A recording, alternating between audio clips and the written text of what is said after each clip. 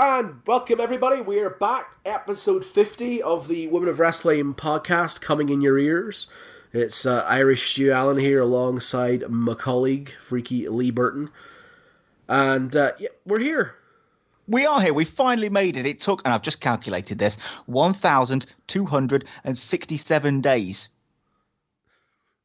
That was when we had our first Women of Wrestling podcast. It was on the glorious, monumental day that everybody remembers in the history of the world. August the 13th, 2009. Spoke to Alison Danger for sort of pitty little podcast that we weren't sure whether anybody would be interested in. And here we are on episode 50. That sounds like a long time ago. It really does. But 2009, man. I know, but think of some of the great names we've had over that time as well. No, we have. We've done really well to come up with a sort of body of work as far as podcasts are concerned that we can look back at and be proud of, and we're going to continue that going forward. Show 50, in a weird twist of fate, is also the surprise from Shimmer 50th show, and that is Lexie Fyfe.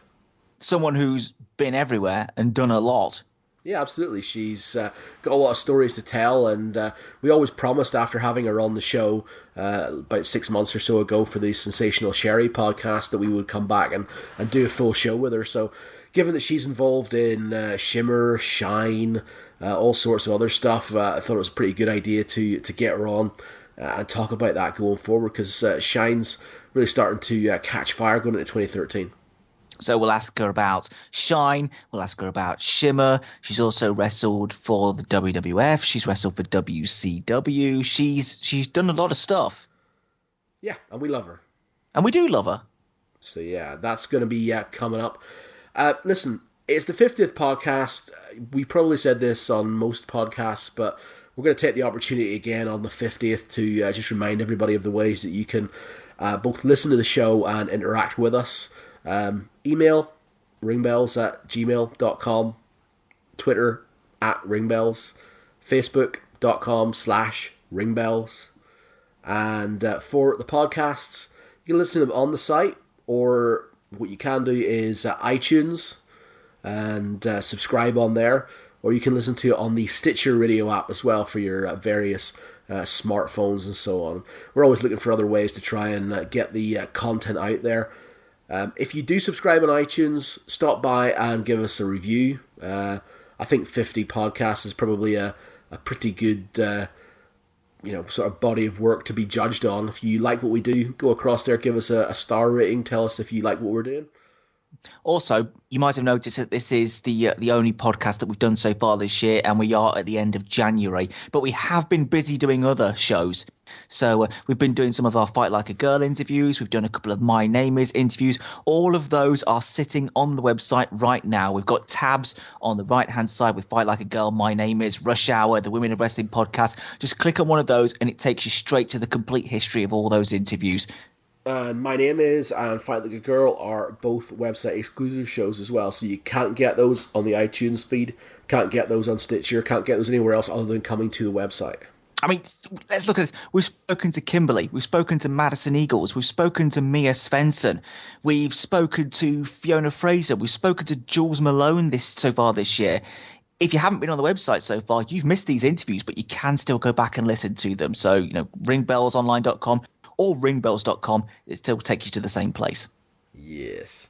So without further ado, we've got nothing really else to say. You're not here to listen to us. You're here to listen to our interviews. So we are going to re-welcome Lexie Fyfe to the show. And we are back for our big interview on our 50th show. And just as Shimmer Volume 50 saw the return of one Lexie Fyfe, so does the Women of Wrestling podcast. On episode 50, see the return of the wondrous Lexie Fyfe. Lexie, welcome back. Thank you for having me, especially on your 50th show. I feel honored. It seemed vaguely just karmic, if you'll pardon the expression. If we is that even a word? Yes, it is. Okay. If we, it is today. it is. Read your dictionary, Burton. But yeah, but yes, vaguely karmic. If we follow up on the Shimmer thing and have you on for Volume 50, because it was really nice to see you back in the ring at Shimmer 50. Now we've got a couple of months time to sort of look back and think about it. Looking back, how was that for you? How was it getting back in the ring in front of that crowd? Well, if you saw me backstage before I came out, you would probably have laughed at me. I felt like it was my first match all over again. I don't know that I have been that nervous since 1995. It was crazy. Really? It was 3.5 years out of the ring. I was like, I don't know if I know how to wrestle anymore. I don't know if I remember anything. So I was freaking out. I almost had a panic attack. It was crazy. But it felt really good overall. Yeah. After I went through the curtain, it felt good. You had a really nice reaction from people when you came out as well. How did that feel? It was really nice. I didn't know. I think part of my nervousness was I really felt like I was going to get no reaction at all. I think all of us wrestlers have that little part of us that thinks that nobody really cares sometimes. And, you're out of the ring for so long and people forget. And I'm like, oh, nobody's going to care if I come back or not. I don't know why Dave asked me to do this. This is crazy. And to get that kind of a reaction was really nice. It made me feel very welcome. So, yeah, it was a good experience, totally. Did you take much convincing? Yeah, a little bit.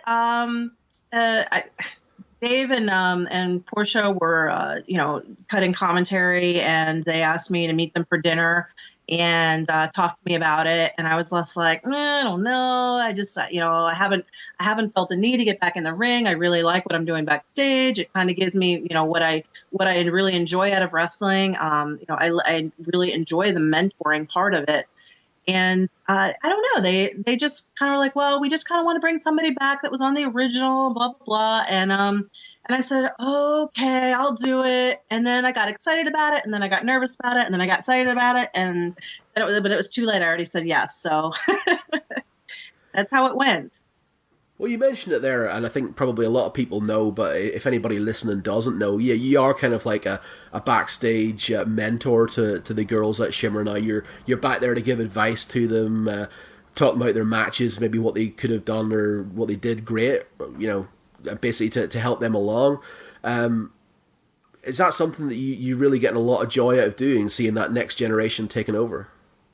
I do. I really do. I think that part of the problem with wrestling in general, whether it's, men wrestling, women wrestling, whatever, is that we're not getting the needed critique and the needed training from our veterans anymore. I think that's a lost art or something. And so I feel like I'm kind of filling a void for some of these women that are coming up in the business nowadays.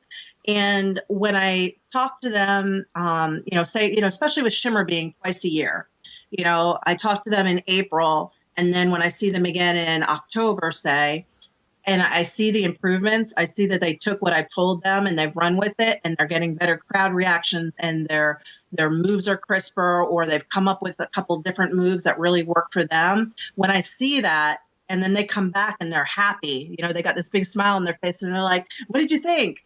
I get a sense of accomplishment. It's almost more so as to when I was wrestling myself. It's just a really good feeling I don't teach, I guess. Must have been weird then, like you say, when you had to step back in there on Shimmer 50, all these girls who've been, listening to you critique them and telling them what to do, and then you're backstage like a nervous wreck before you go through the curtain. It was really funny. For those of you who haven't seen it yet, this might be a little bit of a spoiler, but a lot of them saw me get really nervous. And then, if you remember, I went out through the curtains and then I went back and got my Malaya on a stick. Uh-huh. A couple of those girls who saw me being really nervous right before my music hit thought that I had just decided I was not going to wrestle that night. It was funny. They're like, we thought we would have to throw you back through the curtains. And I'm like, no. As soon as I step through the curtains, I'm fine.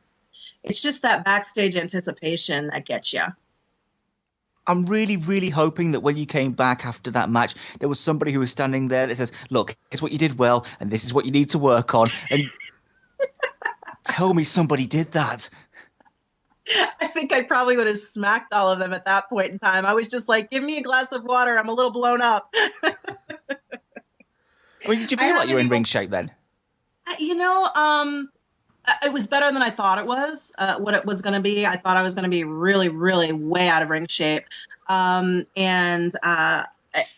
felt okay. I'm not saying that if I had to have a singles match, I definitely would have been worse off. I mean, having 10 people in the ring at different times, was definitely gave me that break on the outside of the apron when I needed it. But I didn't really feel a step off like I thought I was going to. There was a couple things that when I went backstage, I was like, oh, I always tell so-and-so not to do that. And I did that. So I actually critiqued myself. So I didn't need anybody else to do it. I was mad at myself for a couple things. But overall, I felt like that I did a good showing for not being in the ring for 3.5 years. I mean, I don't even do a lot of in-ring training. I'll get in there and show some girls moves or, hey, you're not doing that right if you lock it in this way, but I don't actually get in there and train, so it really had been 3.5 years. Mm-hmm. So, I don't know. I kind of surprised myself. I wasn't, I still go to the gym and stuff. So I still have cardio, the cardio is okay. So I guess that helped. I don't know. Did I look that bad? Did I look blown up? I don't know. Well, I don't mean to sound like a massive flatterer or anything like that, but you couldn't really have told that it was 3.5 years. It's like, well, there's Lexie Fyfe. Well, I mean, you got to realize that I started wrestling in 1995, so and to a point, it is like riding a bike. That whole thing of me being backstage going, oh, I don't know if I'm going to have, do I know how to lock up? Am I going to know how to body slam somebody? Am I going to know what, you get in there and you just do it kind of like muscle memory. It just comes back to you and everything just seems normal again. So I was very bruised up. I'll be honest with you. Those ropes, after you haven't hit them for 3.5 years, will leave some massive bruises. So the next few days afterwards, I was like, where did I get that bruise from? And that bruise and that bruise. So I don't know. Blame some of that on mischief. Now, I remember after the show, I said to you, was that a one-off or would you be back and do some more shows? Do you have any update on that? Do you know? I really don't. I'm going to put it this way. I'm not going to say I'm retired. I am going to say that I'm through with, full-time wrestling, obviously. But if a show came up, like the Shimmer show, that it was a specialty thing or something really fun, sounded like it would be an awesome thing to do, I would be there for it. I really loved those military tours I did. So if I could do something fun like that again, or I was talking to Leilani Kai recently, and I told her, honey, I said, if you ever need an opponent, you call me. I would be there for her in a heartbeat. Things like that. I would do little one-off shows here and there, but I'm not going to get back into it full time. Sure, fair enough. Well, as far as Shimmer is concerned, then whether or not you're going to be in the ring or not, you will be there for the upcoming Shimmer shows. We've got a busier sort of start of the year than usual because there's Shimmer 53 at WrestleCon weekend, the same weekend as WrestleMania in the New Jersey area, followed by the tapings the following weekend as well. So, looking forward to that. I'm looking forward to it a lot. Right now, I'm referring to April as the Hell Month. Because, we've got WrestleCon and then Shimmer and then Shine. So, and then even before that, for some of the girls, you have Femme Fatale. So it's going to be a really busy 4 weeks for a lot of people. But I particularly am involved heavily in 3 of those. So it's going to be a really extremely busy month. But I'm really looking forward to WrestleCon. I haven't been to a wrestling convention in a couple years, especially not one of this size. And we're going to have a Slammin' Ladies table there. And then, of course, I'm going to be helping out with Shimmer.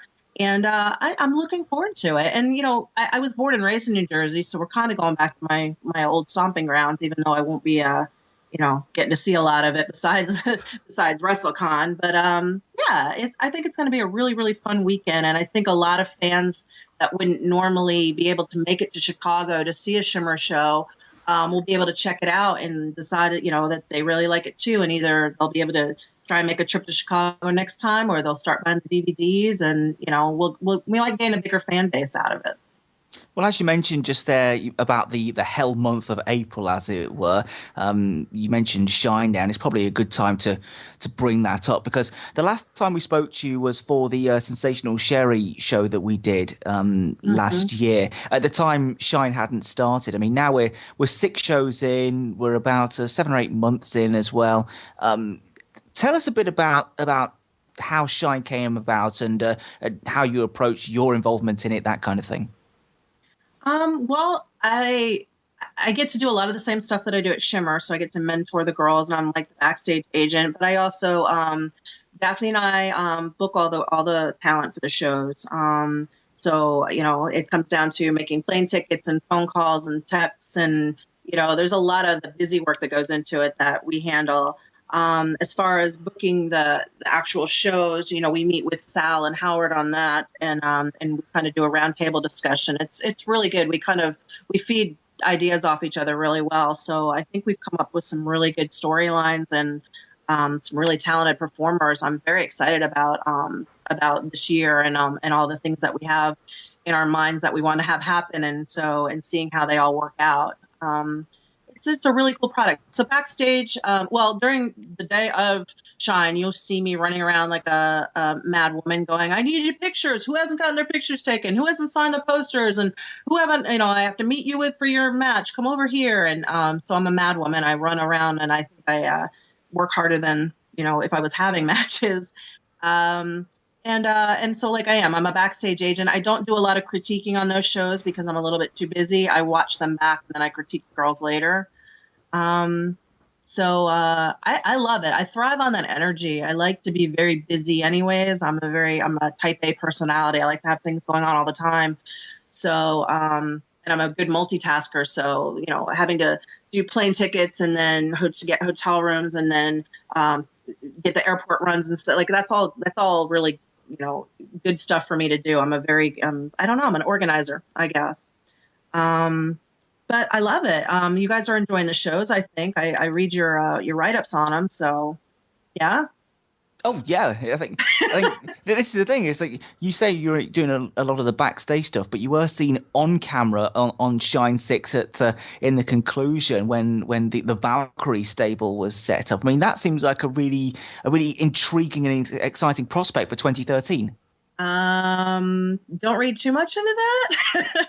You never know. I mean, like I said, I never say never. If the story warrants me to get physically involved in something, I will. But right now, everybody knows that I am the backstage person at Shine, at least, those in the know. And so to me, I mean, they were beating up my top workers. I didn't necessarily mean that you were going to be part of it. Just as far, as far as the stable itself is concerned, it seems like there's a lot of big names, a lot of big personalities there. And as far as a sort of dominance and a taking over of the sort of running of Shine is concerned, Valkyrie seems to have a plan, let's say. Yeah, I think, anytime you have rain in holding the reins, there we go. Hey, I kind of made a little pun there, of anything, you're going to have trouble brewing, we'll put it that way. So, and with her having Maiden Sin and then Evilise too, who is a relative newcomer to Shine, she's only been on 2 of them so far. I think we've got a lot of really cool things that we're going to be able to do with this. How happy are you this far in, 6 shows in, as far as where Shine is going? Is this kind of like what you thought it would be as far as the level it's achieved, or are you happy or unhappy? I'm really extremely happy with the shows. I think the talent has really stepped themselves up. I mean, they come in there and they leave everything in the ring every time they come. They're willing and able to try anything we ask them to, between promos that, like these girls that aren't used to cutting promos are cutting promos for us, and they're coming out lovely. I mean, they're just doing a really super job. Obviously, I'd like to see us grow bigger. I'd like to see us get more internet buys, all that nice stuff. Sure. I'd like to see the numbers go up. But I'm not saying we're doing poorly. I'm just saying, of course, we'd like to see, the more money we make, the more we can put into the shows, and the more people we can, the more people we can bring in from further away, the bigger sets we can have. I'd love to have like a Titantron type thing, like Shimmer has the Shimmertron. We'd like to have that, but we've got to, mind our P's and Q's first. And I just, as far as the shows go, I really think the matches, I've enjoyed all of them, and the story developments. I think especially people like Kimberly, she's really broken out of her shell and shown that she can be a different character and be more of a main eventer instead of just a mid carder or whatever. I don't want to down anybody, but you know what I'm trying to say. I mean, especially somebody like her, she's really grown, and I like that aspect of it. Yeah, she's one of the people. Yeah, no, she's one of the people who've definitely sort of stepped up their game and taken the opportunity. I think there are quite a few people who've done that as well. I mean, Maiden Sin as well are a team that have really sort of like got a lot of momentum behind them, coming from I don't know whether you always thought they were going to have that chemistry, but they really did develop a chemistry really quickly. It was funny because I actually came up with their pairing. I told Daphne, I'm like, look at these two girls. I don't know that she had met both of them yet. And I said, you just look at them. I said, they need to be in a tag team. I said, I don't know what it is. It's like they went to different hairdressers, but they had the same idea. And I said, it was just little silly things like that. And I had met both of them at the time. And I said, I think we can really do something with them. And Sal said, all right, well, let's try it. And yeah, they've really meshed well. I'm really happy with it. And I think Allison was already a strong heel figure, but Taylor, I always call it. I said you're kind of vanilla. We're not really sure what you're like in Shimmer when she was doing those opening matches and stuff. I said we need to come up with something for you. And this character development that she's been doing in Maiden Sin, I think is going to be able to break her out of it too. And hopefully it'll give her more opportunities. People can see that she can really, she's very comfortable in the ring now. Yeah, I totally agree. She's really taken a big step or a big page out of Alison Kay's playbook, I think, just as far as her confidence is concerned. I do too. I wanted them to work a little bit more on like some tag team, maneuvers and study a little bit more on tag teams, because tag team wrestling and singles wrestling, it's a totally different, a whole story. And when you go from being a singles wrestler and get thrown into a tag team, it's kind of hard sometimes. So I'm like, I want you to go back and study some tape and watch, or study some DVD now. Study some YouTube. I got to bring it into the 2013 now. Come on, you study YouTube. I think they're doing that too. So I think they're going to mesh even better in 2013. I think you're going to see really great things from their tag team. That's an interesting prospect because, just from the point of them teaming up on Shine 1 to the point where they are now, as far as tag team ideas are concerned, they've gone berserk. And that Pinkies Up thing is amazing. Isn't it? Wait until you see the next promo that I just did with Allison. We just cut it recently. I think you guys will dig it. I hope so, at least. We had fun. So that'll be coming out in a couple weeks. So watch for it. Obviously, we got Valkyrie going forward into 2013 on Shine and what's coming up with that. And hopefully, I assume or imagine that Amazing Kong's going to hang around and do as many shows as she can. What else should people be looking for in 2013? Or who are you looking for to step up this year in Shine? I think that you'll see. I think you'll see Santana really breaking out of her shell too. I know you guys got to see her at Shimmer last time, and she really impressed me. She was another one that I just thought was a little vanilla. I joke around and I'm like, okay, so, you're no longer generic wrestler number 7. Now you're a Santana, they just gotta, sometimes it takes a little while to find that personality and find that comfort zone in the ring. And I think she really has found it now. So I think she's going to really grow a lot. I see a lot of growing with Sue also. I know Evilise is part of Valkyrie, but I think she's going to be a really, really big superstar with us. I really do see her.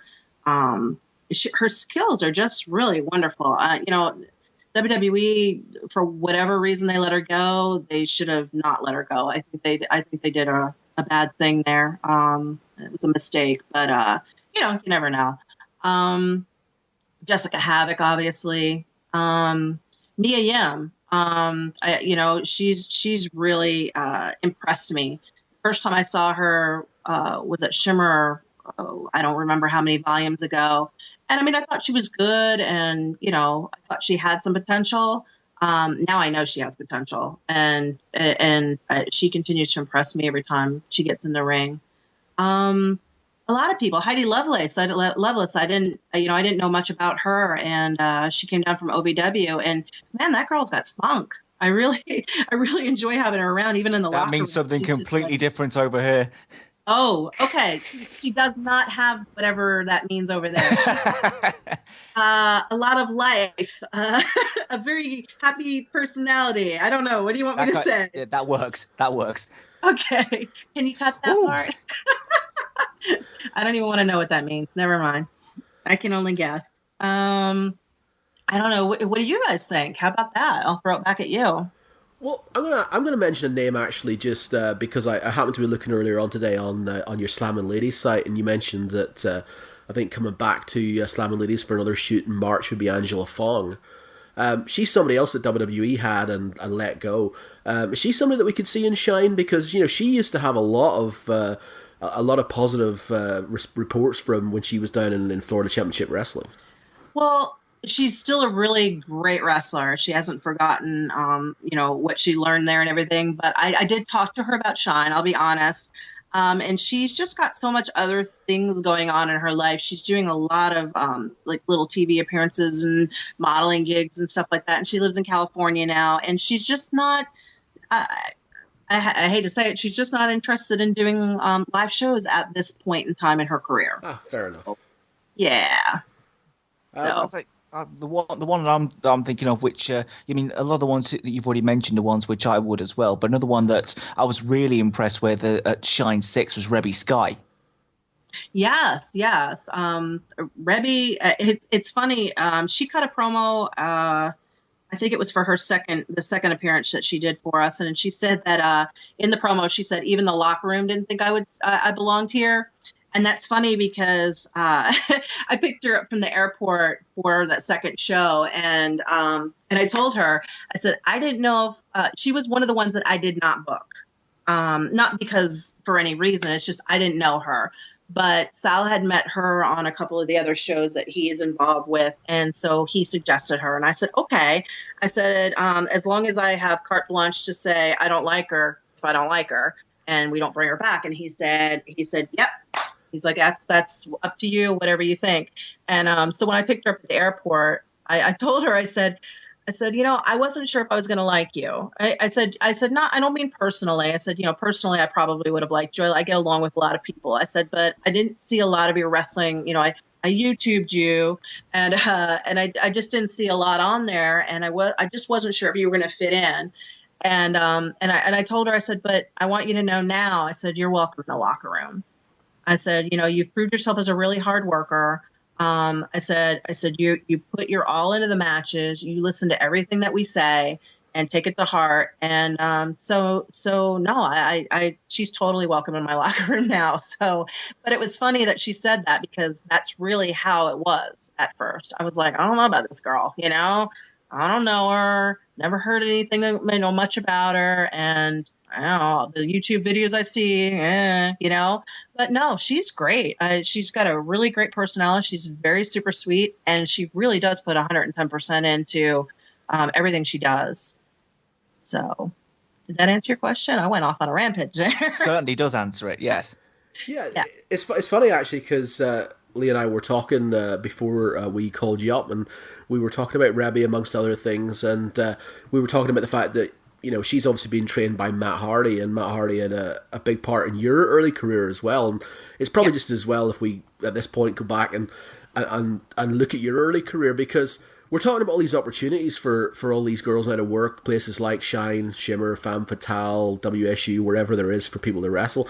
Back when you got involved in wrestling, like, not only was there not a lot of places for women to wrestle, but women's wrestling wasn't even really focused on anywhere.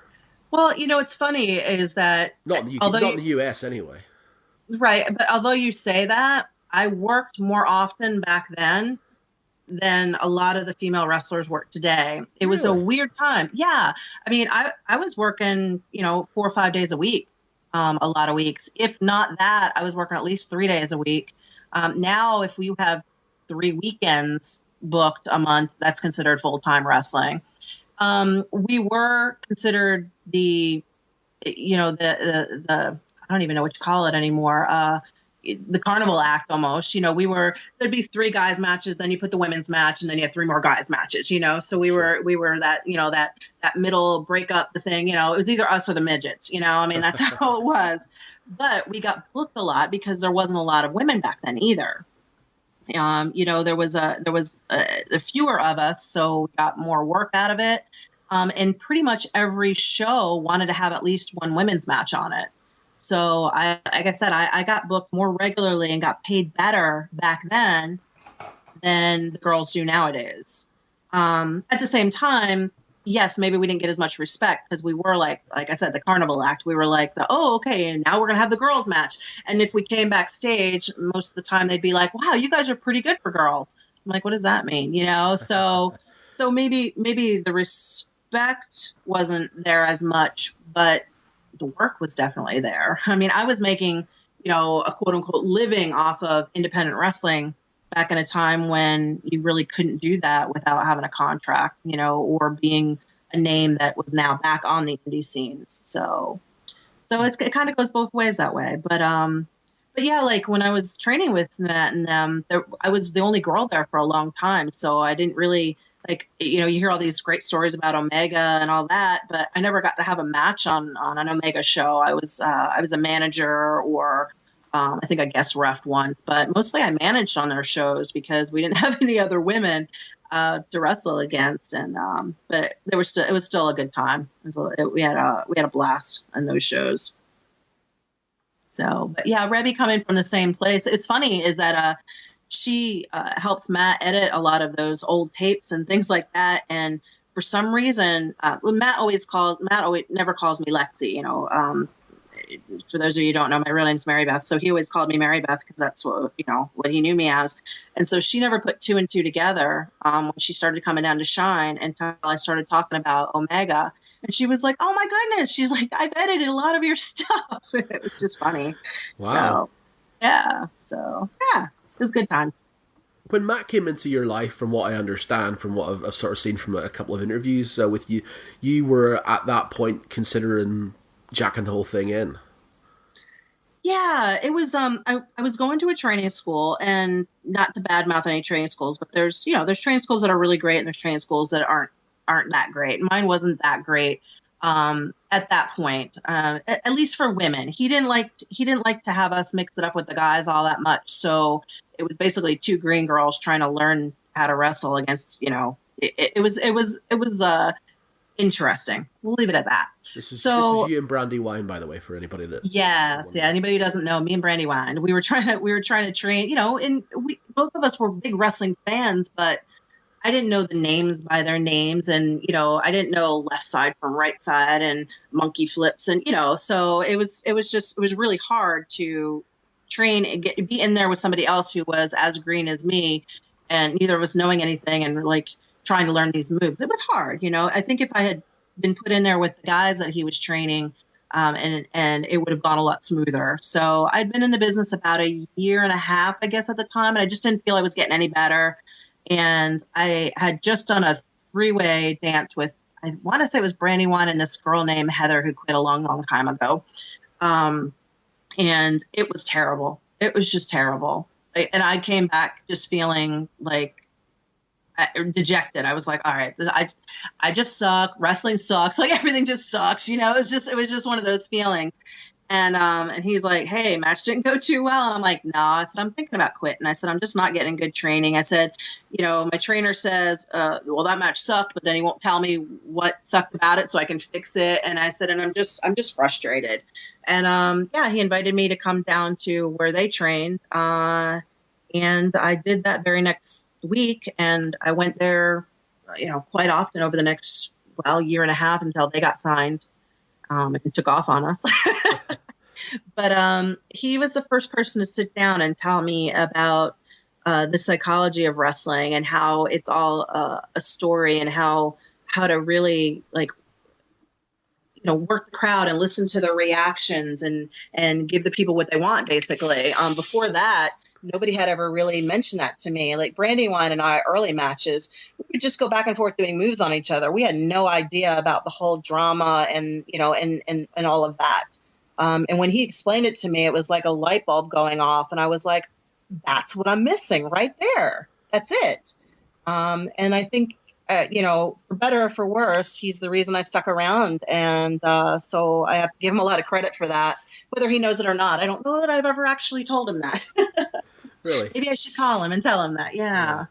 So, yeah. It's like, it stuns me that somebody would essentially take your money on a regular basis for training and essentially not instill in you the the underpinnings of a match.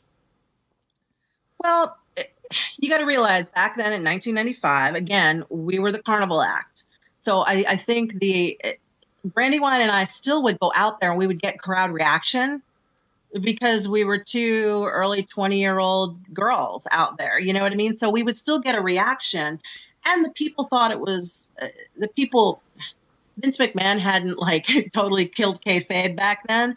So people really thought that she and I hated each other. So whether we were really good at what we did or not, they kind of still believed the story that we didn't know we were telling. I don't know if that made sense, but you know what I'm trying to say? Yeah. Like they thought we hated each other and we're just beating each other up, basically. I don't think they really cared as much about the whole, you know, storyline, the whole drama. They didn't know it was supposed to be like a movie, a mini movie, you know? So, and I don't think our trainer meant, like, I'm not trying to bash him. I don't think he meant to not teach us as well as he did his guys. I just think it was the attitude of that time and place in wrestling. So I don't know. I hate to bash anybody because he did still give me my start, whether or not, and he didn't charge us a lot. So I'm not going to complain about that either. Basically, he was like, I need girls. You guys want to train? All right, come. You know? So, so I really can't complain about him taking like thousands of my dollars because he didn't take very much at all. So it sounds a little bit like he taught you enough. Oh yeah, he did. He taught us enough to get in there and do a match.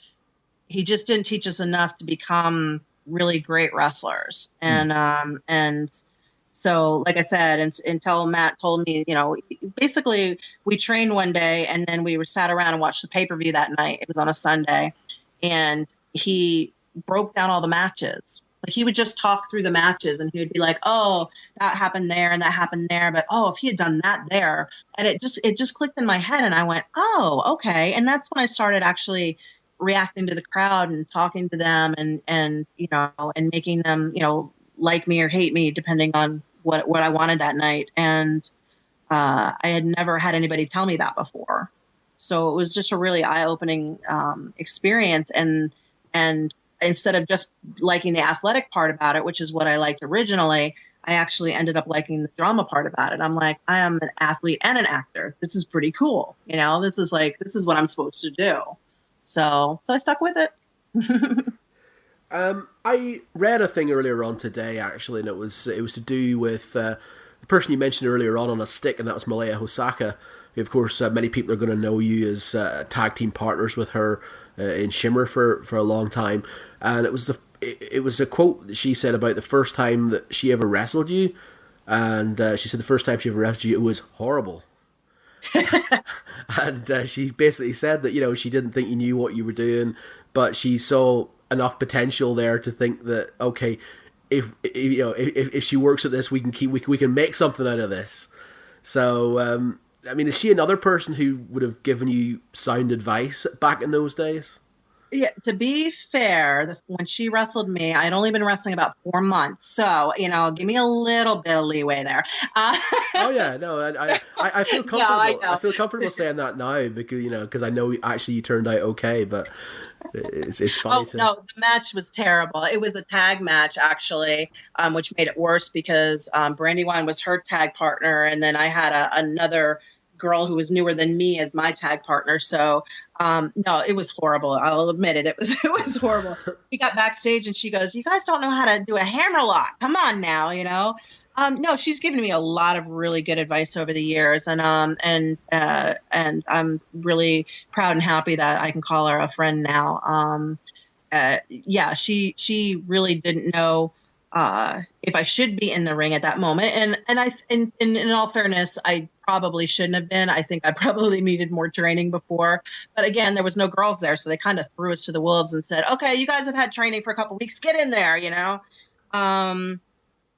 But yeah, over the years, she's been, the one I go to if I have questions about how to deal with a situation, or, "Hey, Malaya, this girl really, she's got potential, but I just don't know what to tell her." And she's like, "Well, let me take a look at her. Oh, you should tell her to watch so-and-so because she kind of reminds me of an early Leilani or something like that." And I'll be like, "That's it." And then, and then I can go give the girl the advice. So she, she'll joke around and tell you she didn't always used to be that nice to the green girls because she felt we were taking her jobs away from her. But then she learned that if she got us better, then we could make her look better too. So, and Dave putting us together in a tag team, that was a shock to me because I'd been a singles wrestler my whole entire career. So, I still look back on some of those tag matches and I go, "What the heck was I doing?" But at the same time, it was really nice for me to tag with her towards the end of both of our, at least, full-time careers. It felt good and it felt right. And, we were the experience, we were the most experienced girls in the locker room. And we joke around about we were the oldest too, but hey, that works. But I really enjoyed it. So, and she, if young girls out there are listening now, and you see Malaya, ask her advice. Believe you me, she'll give it to you straight. She's not going to sugarcoat anything. She might hurt your feelings a little bit, but it'll be the right advice. Actually, she's been on our podcast in the past, and she said something to that effect, really, that when you guys were both in Shimmer together and you both would give advice to some of the younger girls, that you were the nice one of the two, and so I guess it's like good cop, bad cop, and you were the good cop. Yeah, I always try and give what I call constructive criticism, or what is called constructive criticism. I like to go, "All right, this was really good, but you really should not do that part anymore."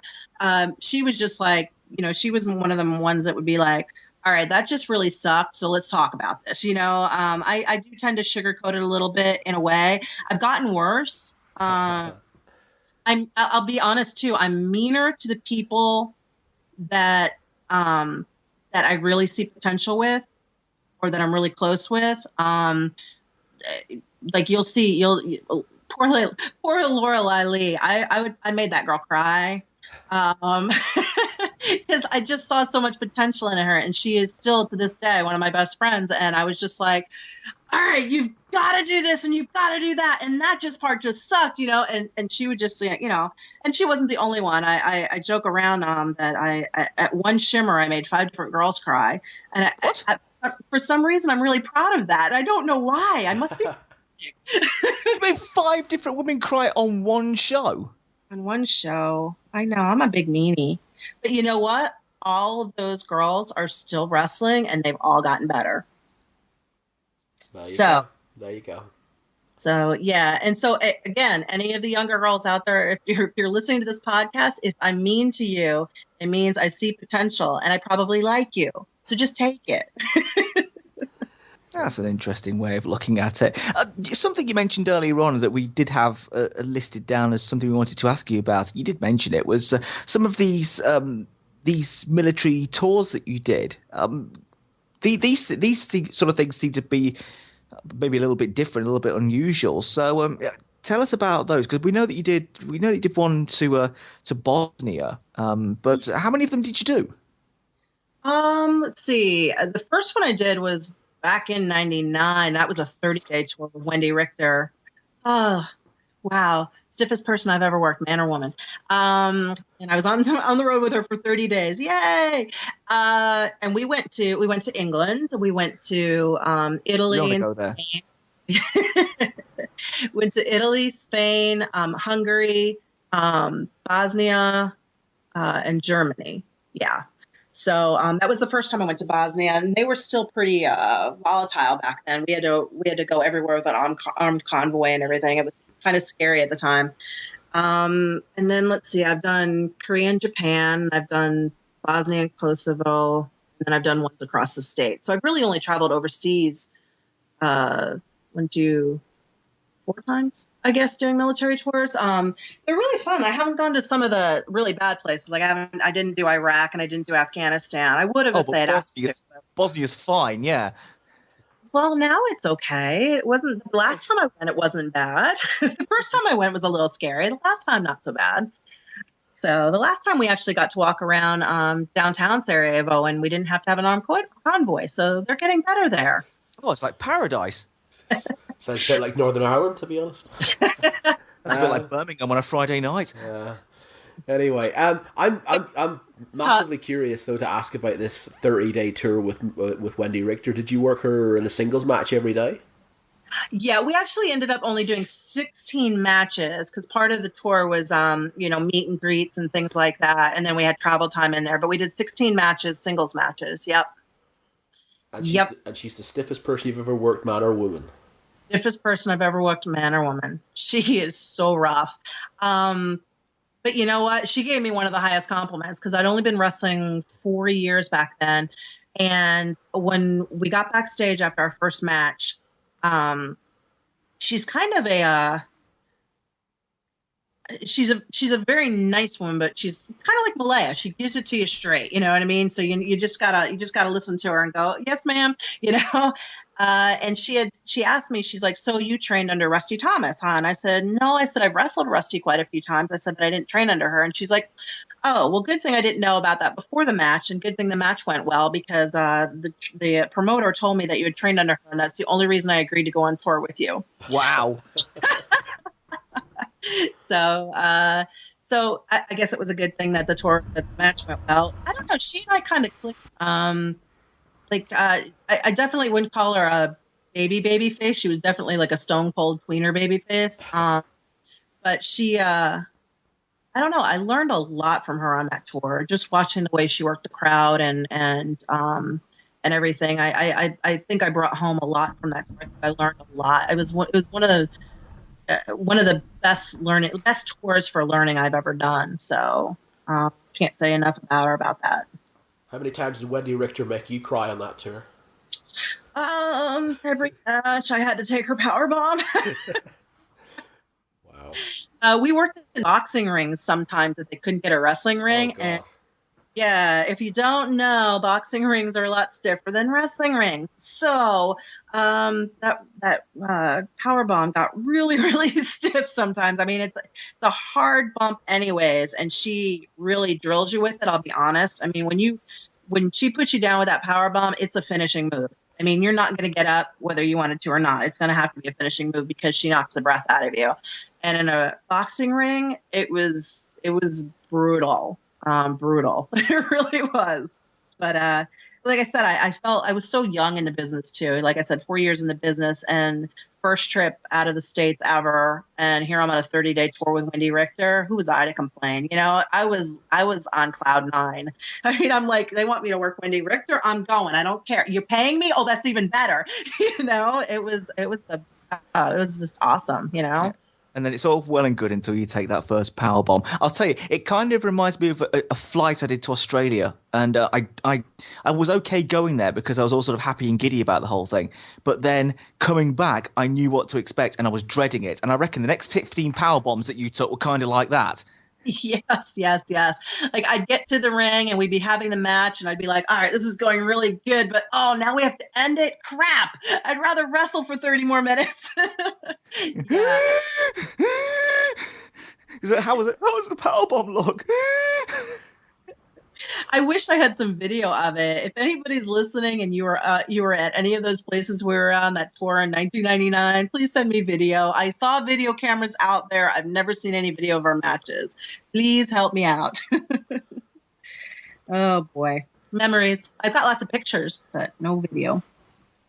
99 was quite a busy year for you as far as the big two were concerned as well. I mean, August you had a WWF tryout against Torrie. How did that come about, and what was it like for you? Well, back then they didn't call them tryouts; they called them job matches. I guess, yeah. Yeah, that was really interesting. I got a call. It was funny. I got a call. They left a message, and it was Howard Finkel, and I thought it was somebody playing a rib on me.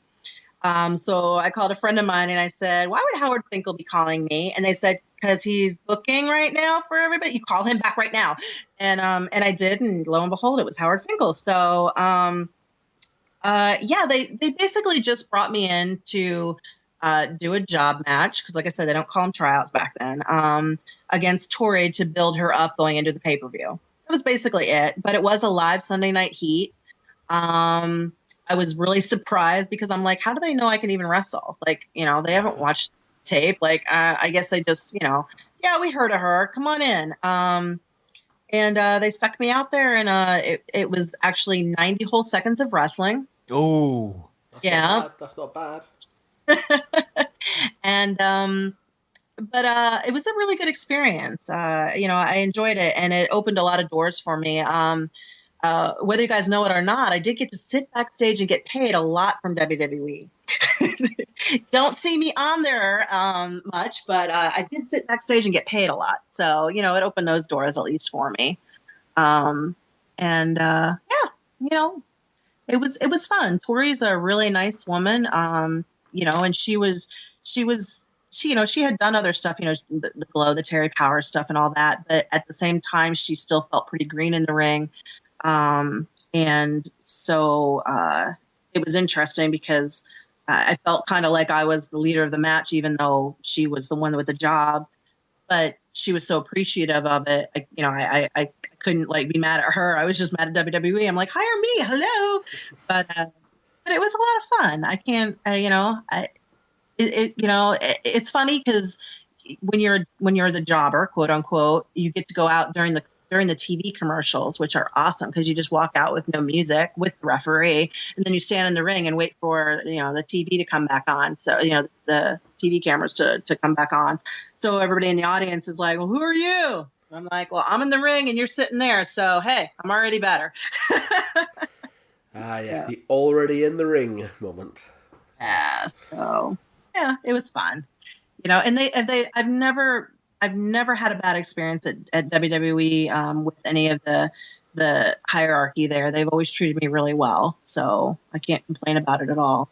They're a good company as far as that stuff goes. I know a lot of my friends have had complaints about them over the years, but I can't. I haven't had a complaint. Yeah, Malaya wasn't too keen. No. Well, she was in a different position than me because she was actually under contract and not being used.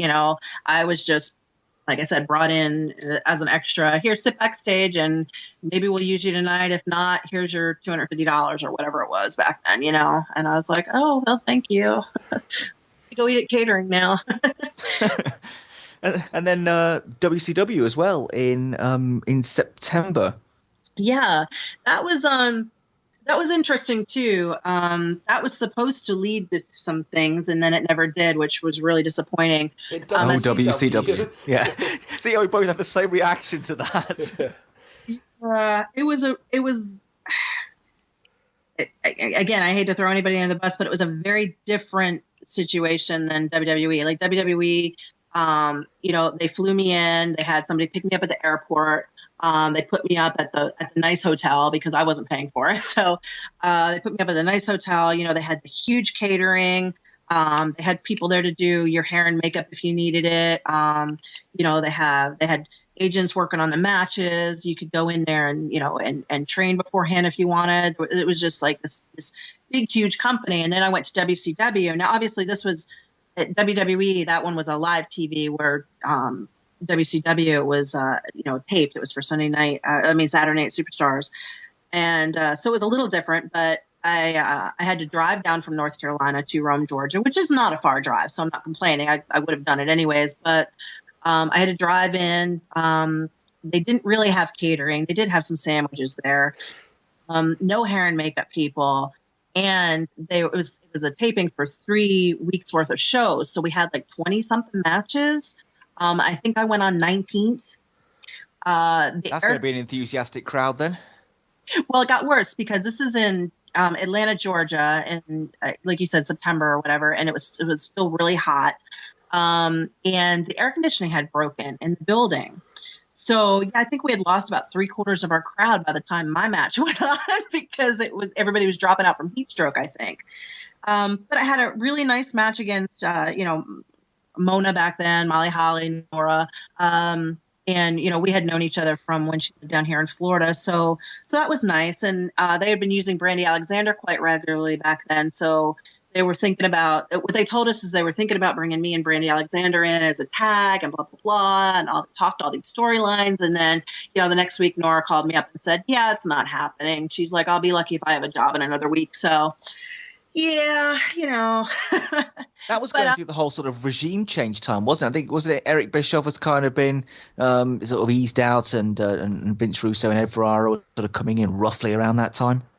Yeah, everything was happening at that time. So it was kind of like, we're going to do a women's division. No, we're not. We're going to do a women's division. No, we're not. It was really, I know like Nora had it was very up and down for her there for a while. I know I played some mind games with her. So, it was really disappointing because, like I said, they had been bringing in Brandy Alexander and a couple other girls. Little Jeannie had been there on and off for a while, so I was like, well, this is good. We've got some really good, talented women wrestlers now. We could do something with this. And then have Nora call me like literally the next week.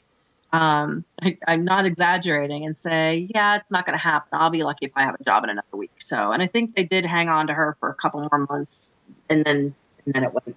Then she went. So I don't know. Stuff happens for a reason. Yeah. What was your thoughts then around that time? I mean, obviously you had hopes at that point of getting into WCW, with WWF as well. I mean, did you at that point in your career still think, okay, I can make it to the big two here? I can make a full-time job out of this? Oh yeah, definitely. I actually right after that, well, not right after that, about 2001. I did a house show for WWE in 2000, at the end of 2000. And again, like I said, they were bringing me in to sit, backstage some, and everybody really liked me there. As far as they told me to my face, at least. So I was thinking about moving. And at the time, I was, thinking about moving to California to become a stunt woman, actually. So it was just one of those things where I was like, well, I've got all this background in fighting now. I should do something with it. And I really enjoyed it. And it was something that Ivory had mentioned, because she did stunt women work for a long time. And she was like, oh, you'd be perfect for it. You're the perfect height and the perfect size and everything for a stunt woman. And so she was going to give me her contact. So I was talking to Kevin Kelly at WWE right after the house show. They invited me. I did the house show here in Florida. And then they invited me to go to Tennessee and just be an extra on 2 shows up there. And I talked to him at one of those shows. And I'm like, well, you guys didn't use me tonight, but thanks for the opportunity. And I told him I was thinking about moving to California. And he told me I shouldn't. He told me I should go to Ohio Valley and go to the school there. And I knew Jim Cornette from local shows, indie shows and stuff. So I talked with him. Yeah, come on up. And I ended up going there, and they didn't have any girls working there at the time. So I got to do the training, but I didn't get to do any matches. I was up there at the same time as Batista and John Cena and Brock Lesnar. So I was up there with a whole bunch of really big guys. So I really couldn't get in the ring with them and have a match per se. But I did a lot of training, and and it didn't work out. That's a long and convoluted story with Jim Cornette and everything. So I don't want to go into that at this point, maybe some other time. But I ended up leaving there. And so that was kind of when I decided that maybe I probably shouldn't be putting all my eggs into the WWE basket. And maybe I should just think about enjoying my career as it was, and the fact that I was actually still being able to make enough money to not have to get a quote unquote real job. And I started concentrating more on going overseas. Like I did a couple more the Brian Dixon tours. Why is it going to my head? What do you guys? All-Star Wrestling. All-Star, thank you. I did a couple of those, and I just started concentrating on that. I went back and did the military tours that we talked about earlier. Except for the Wendy Richter one, which happened earlier, but and I just started concentrating on that stuff and doing stuff that I liked. And I looking back on it now, I was heartbroken at the time. I think, like you always go through that, like, wow, this was my last ditch effort, and, I'll probably never get to do it now, and blah, blah, blah. But the way my life's turned out now, and with, running Slammin' Ladies and being able to do the stuff at Shine and Shimmer that I do, I'm much happier, I think, than I would have been had I been on the road for, 300 days out of the year, et cetera, et cetera. I don't know that that lifestyle would have ended up being what I enjoyed. So many of my friends went up there and got burned out by it, or just, changed their personalities so much because of the stress that they were under, that I think overall my life ended up being better not getting the contract. So again, all you young people out there listening, contract is not the end all be all. Sometimes it works, sometimes it doesn't, but it all works out for the best in the end, I think.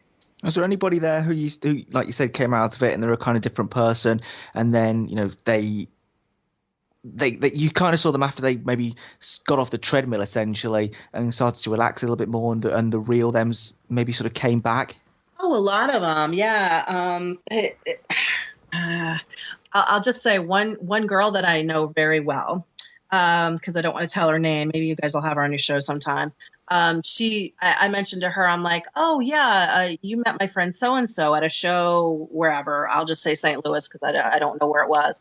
She's like, oh, tell her I'm sorry if I was a bitch, because I really was a bitch while I was at WWE. So she said that because the women up there, especially back then, it was like a revolving door. They were getting ones in and ones were leaving every week. They never wanted to get close to anybody, and so they kind of just treated everybody like crap. Plus, it was always like, are you coming here to take my spot? And I had that happen to me a couple times when I was, an extra and backstage.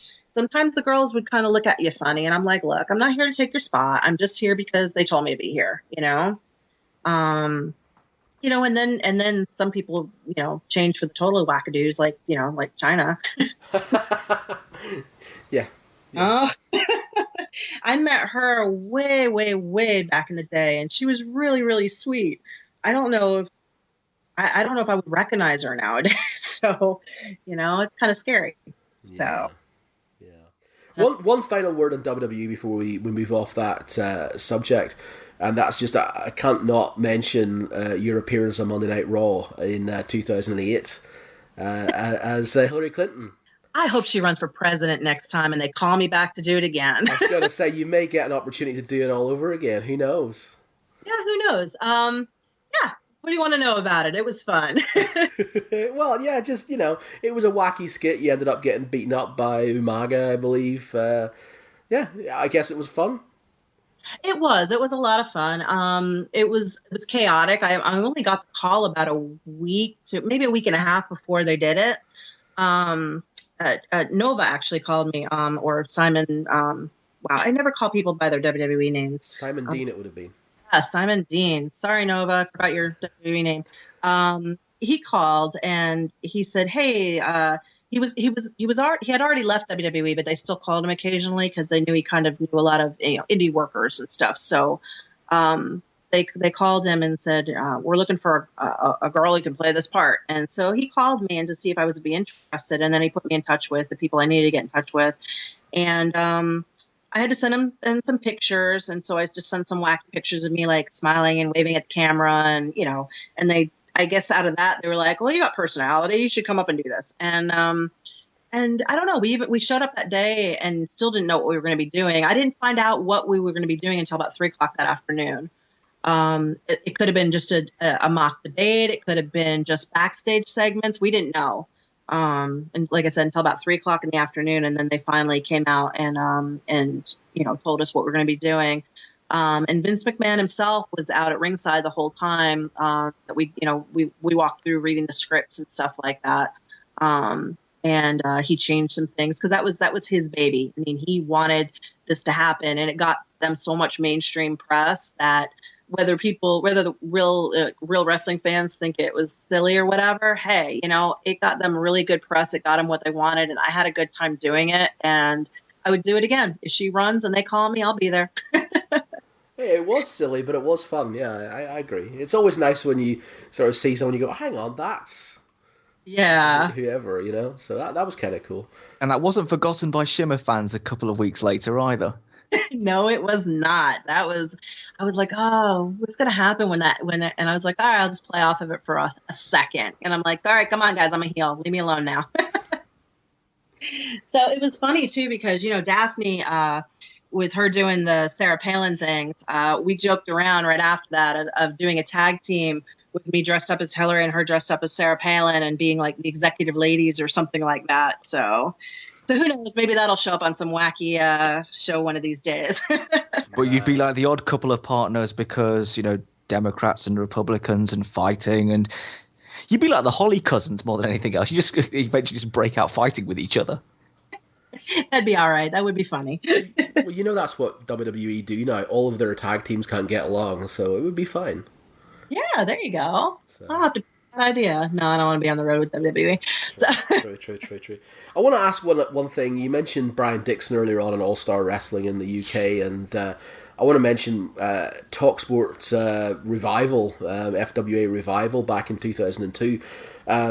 For wrestling fans outside the UK, I mean, you maybe don't know what the British wrestling business was like back in those days, but it had been cancelled. It was a cold and dank place where British wrestling had been cancelled from television, and this was a big opportunity for British wrestling to try and get back on. Well, they were back on TV for this one show to see whether or not it could be an ongoing concern, and you were on that show just seemingly vaguely randomly. I think you wrestled Nikita on that show, who people would remember now as Kitty Lee or Winter, I guess. It wasn't as random as you'd think. She had actually just come over to the States about 6 months previous to that, and I was one of the women she wrestled over here. So was that for the Transatlantic Wrestling Challenge thing? Actually, it wasn't. It was for something else. I don't even. What was she over here for? I think it was for like PGWA or something like that. It was just, I don't.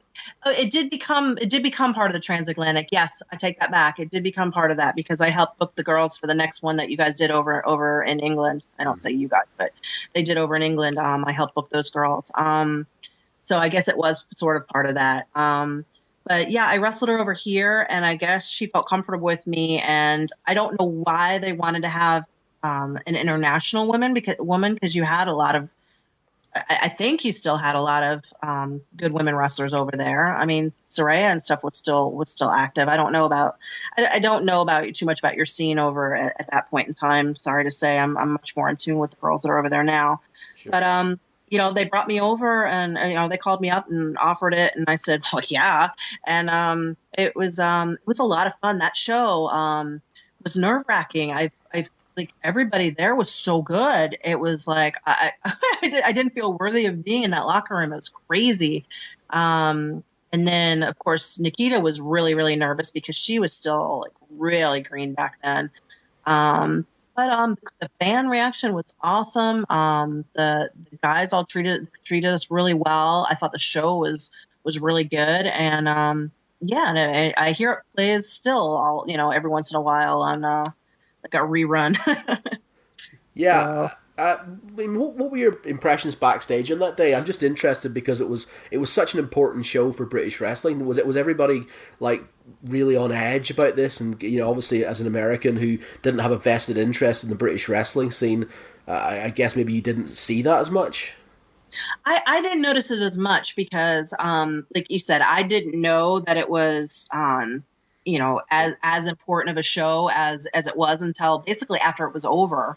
I think it was the next day when the Power Slam, the magazine. I don't think there's any around anymore, right? I think they're still there. I still are. Okay, wow. See, we don't get it over here anymore. We used to. A couple of their guys were at the show covering it, obviously, and they took. I had asked for an extra day because I'd never stayed in London before, and so I wasn't flying out until Monday. And they actually offered to show me, touristy spots. And so I don't think it was until the next day when I realized how important that show actually was. And looking back on, looking hindsight being what it is, I now understood why everybody was as on edge and the guys killed themselves as much as they did in the ring, for that reason. But yeah, I think everybody was really, really hyped up. The locker room, it was just very full of energy. That's the only way I can think about it. And like I said, hindsight, looking back on it, it was probably nerves. And I was just like, wow, this is a really high energy locker room. But actually everybody was like, oh, if we mess this up, this is going to be so terrible. This is our one chance. Yeah. Yeah. I mean, they cut so many promos and then vignettes and it was a really long day. But it was a lot of fun. And like I said, everybody was very professional and treated us really, really well. And the next day was fun because I got to see London for the first time, and that's always an experience. And so, I would have come back if they'd brought me, but I'm glad the show did what it was supposed to do. You've you spent then most of your the last, apart from obviously wrestling as well, you've supplemented your wrestling income with your own slamming ladies, slamming promotions, whatever probably is the right term to use, where you've got your slammingLadies.com site where people can go on and order customs and so on. For people who don't know about that scene and what that's all about, I mean, tell people what Slamming Ladies is all about and what sort of service you guys provide there. Yeah, because there's a whole bunch of different opinions on it. There are, yeah, and that's what I'm saying. So I mean, I know you're from everyone I've talked to, you seem to be the one who's the most respected as far as people who run these kind of custom shoots. I mean, for people who think it is a little bit weird or whatever, talk us through it. Well, when let me see how to put this nicely. For when all these new female wrestlers started, especially after like Lita became so popular, all of a sudden all these girls thought, I'm going to be a professional wrestler. I'm going to be just like Lita. So we had this huge influx of female wrestlers. And bless their hearts, I hated them back then. I love most of them now. So sorry if I said anything bad about them in the day. But they were taking our paydays way down. And so now I kind of understand, how Malaya and Debbie Combs and those felt when Brandywines and I started up when we did. We went from being able to demand pretty much whatever we wanted for matches to, oh, we'll pay you $50 and, give you a hot dog here. And I was like, what? I'm not coming in for $50. Oh, well, so-and-so will, So I was trying to come up with ideas of what I could do to start supplementing my income and still be able to make some of these shows. I wouldn't do the $50 shows. I'll be honest with you. I just didn't feel that my body, putting my body through the bumps and the bruises that I did, was, I thought $50 was kind of an insult, but maybe I wouldn't get as much trans, or maybe they wouldn't fly me and they just wanted to pay for gas. So I was trying to come up with some ideas of how to supplement this without having to get a quote unquote real job. I hadn't had a real job, since 1997, I think is when I quit my real job to go wrestling full time. So I thought, well, this is going to be really hard for me if I have to start punching a clock again. So, I had done some custom matches with like Lady Victoria and some other people here and there.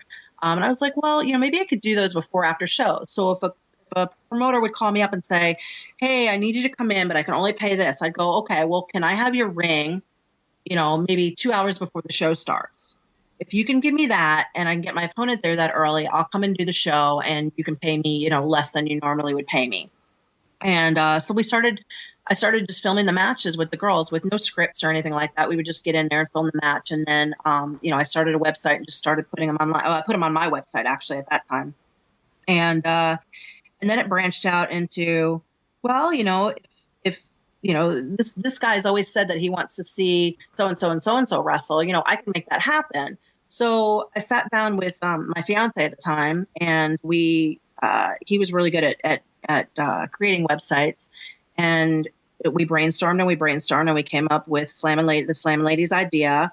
And we actually went out, and I don't think a lot of people know this, but we filmed matches for about 6 months out of our own pocket, so that when we opened the site, we knew we would have a whole bunch of material already ready to go. So these weren't custom matches, and not all of the matches that are on our site are custom matches either. Sometimes I just go, hey, Rain and Angel, just go do it like 12 to 15 minutes, you know, do whatever you want, you know, and sometimes we do that and we pay for it out of our own pocket, you know. So then we did that. We launched the site, got really, you know, a good response from, you know, all the fans out there.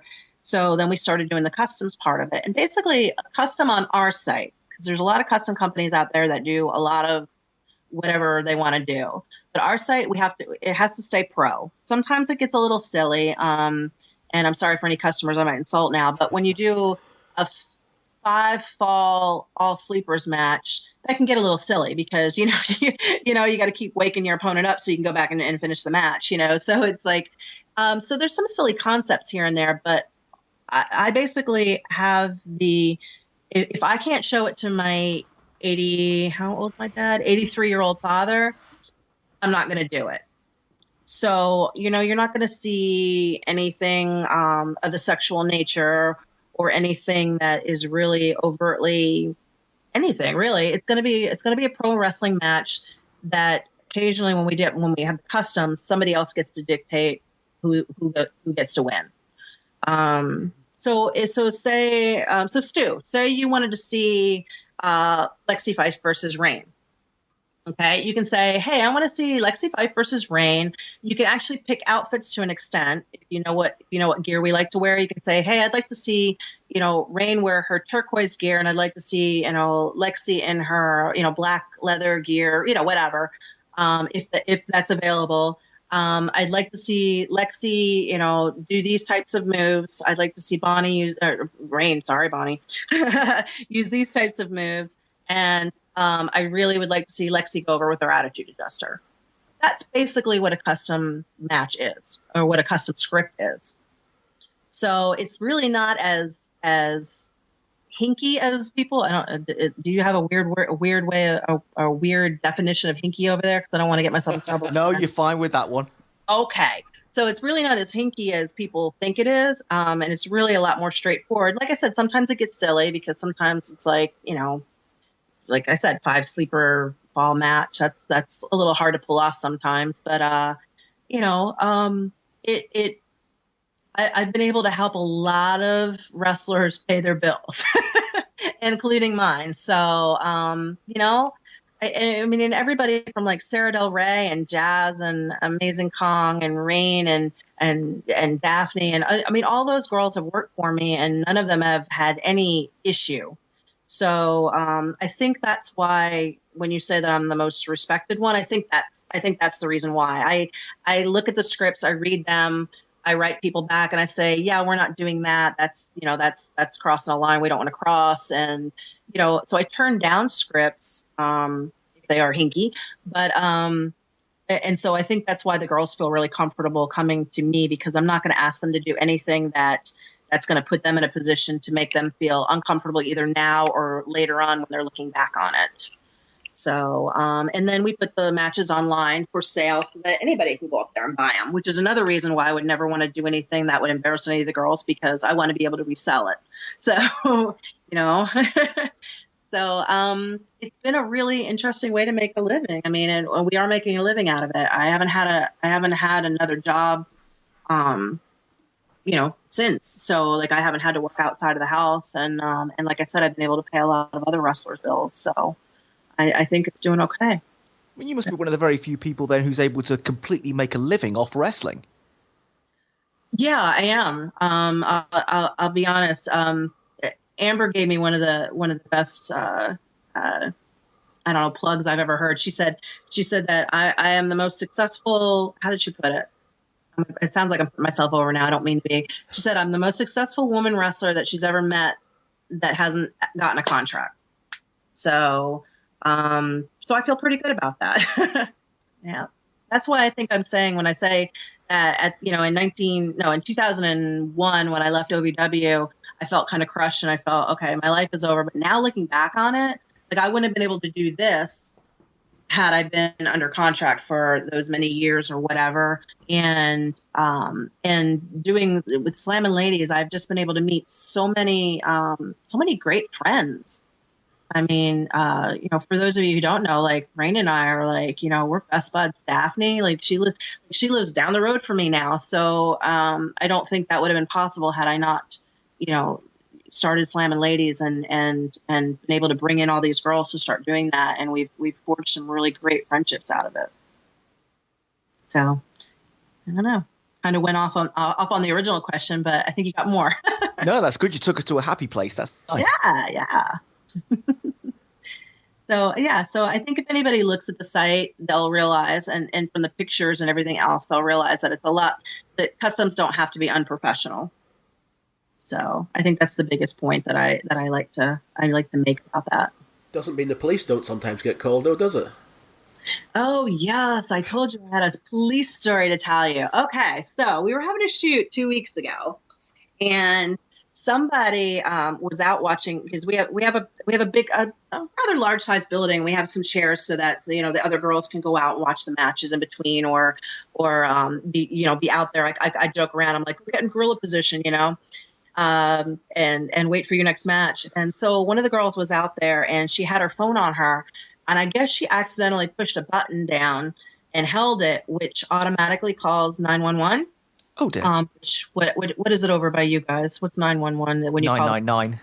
999. Yeah, I knew it was 9 something, but 999. So, and so she looked down at her phone and realized it and ran out of the building to tell them, I wasn't paying attention. I just kind of laid my phone down and I must have been pressing on a button. I didn't mean to call the police. And the lady on the phone was like, oh, yes, we understand. Yeah. Mm-hmm. Yep. No problem. Of course, less than 2 minutes later, we get a knock on the door and it's the police at the door. Because she had been out in the ring, she was hearing all of the police when she made the phone call. The 911 operator was hearing all this yelling and screaming and thudding noises. So even though the lady said yes, they still sent the cops.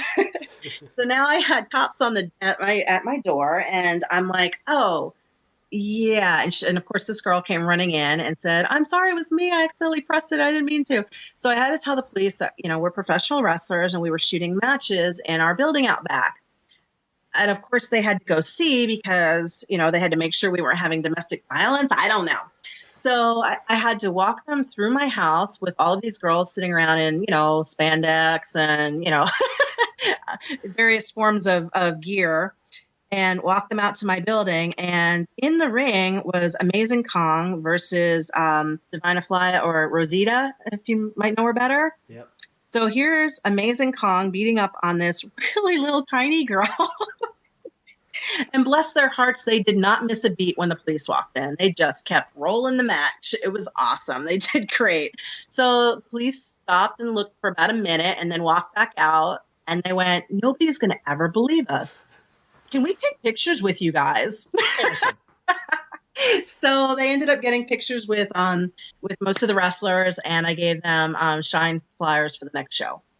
So that's my police story. Excellent. Yay! So you may have sold some extra tickets. Well done. That's professional. I'm really hoping if they show up next time, I told them I would buy them a drink if they were on duty. So we'll see what happens.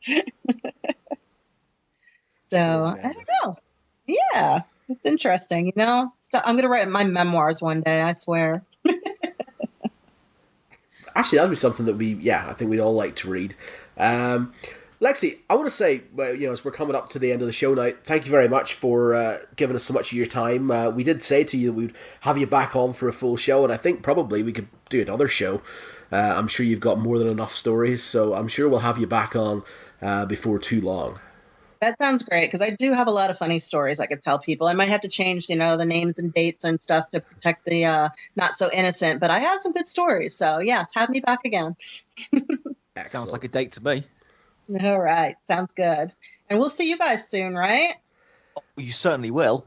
You'll see us at Shimmer in Chicago, yeah. Yeah, okay. All right. I expect you to buy me a pint. She drives a hard bargain, but fair enough. All right. Thank you guys so much for having me. Thank you, and all the listeners, thank you very much for our 50th show.